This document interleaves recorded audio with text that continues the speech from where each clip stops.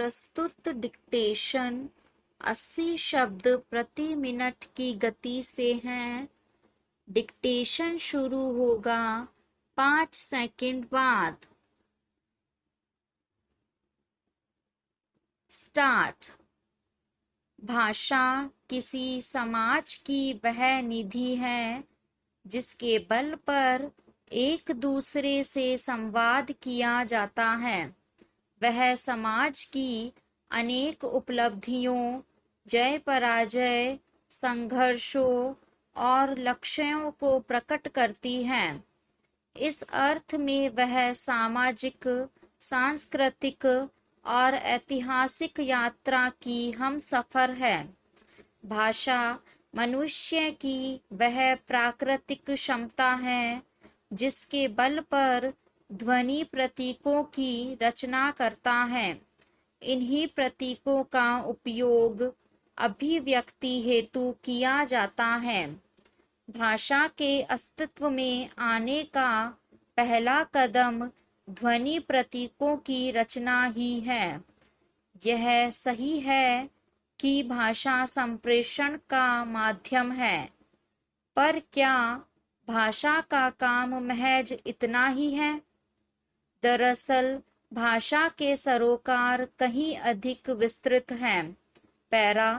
भाषा मूलतः प्रतीकों की वाचिक व्यवस्था है, लेकिन जब भी हम भाषा के बारे में बात करते हैं तब उसे मुख्यतः संप्रेषण के माध्यम के रूप में समझते हैं। जब हम किसी को किसी वस्तु के बारे में बताना चाहते हैं, उस समय हम भाषा का इस्तेमाल उसे उस वस्तु के बारे में बताने के लिए करते हैं। पैरा। अधिकांश लोग भाषा को संप्रेषण का माध्यम मानते हैं।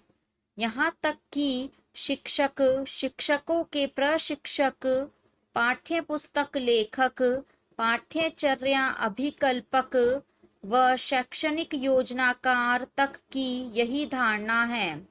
जबकि शिक्षा में भाषा की भूमिका को ठीक से सराहने के लिए हमें समग्रतावादी दृष्टिकोण अपनाने की जरूरत है। हमें इसके संरचनागत, साहित्यिक, सामाजिक, सांस्कृतिक, मनोवैज्ञानिक एवं सौंदर्य शास्त्रीय पक्षों को महत्व देते हुए इसे एक बहुआयामी स्थिति में रखकर इसकी पड़ताल करनी होगी। सामान्यतः भाषा को शब्दकोश व कुछ निश्चित वाक्यगत नियमों के मिश्रण के रूप में देखा जाता है, जहाँ यह ध्वनियों, शब्दों व वाक्यों के स्तर पर खास ढंग से नियंत्रित होती है। यह सच है, इसे नकारा नहीं जा सकता, लेकिन यह तस्वीर का एक पहलू है। भले ही इसका स्वरूप सार्वभौमिक हो, विश्व की समस्त भाषाएं नियमबद्ध होती हैं। यह संभव है कि विभिन्न भाषाओं को बरतने वालों की संख्या असमान हो। नियमबद्धता की परिधि में प्राय 3 मानक आधार बनाए जाते हैं: ध्वनि, शब्द और वाक्य। प्रत्येक भाषा की ध्वनि में कुछ स्वर तथा कुछ व्यंजन होते हैं। पैरा।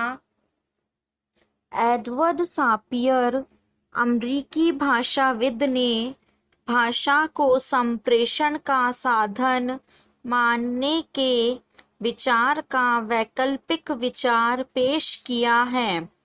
उनका विचार है कि यह स्वीकार कर लेना सबसे उचित होगा कि प्राथमिक रूप से भाषा वास्तविकताओं को प्रतीकों के रूप में देखने की प्रवृत्ति की वाचिका प्रस्तुति है।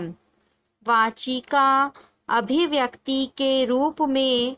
प्रस्तुति का अर्थ है अनुभव को जाने पहचाने रूप में ढाल कर, न कि प्रत्यक्ष रूप से सामना करके वास्तविकता पर नियंत्रण स्थापित करने की प्रवृत्ति।